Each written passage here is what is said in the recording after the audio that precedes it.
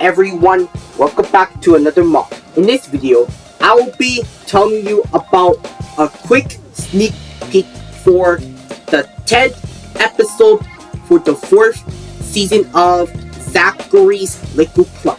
This one is called Class President of Heartlake High School. And in that episode, on election day, Heartlake High School gives the community an opportunity to vote for who will be the next class president of Heartlake High School between Joseph and Francis. I hope you will enjoy this upcoming episode related to election day.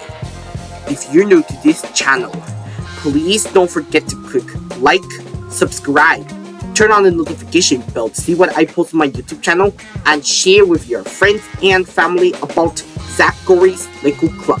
Bye everyone. I'll see you in the next video.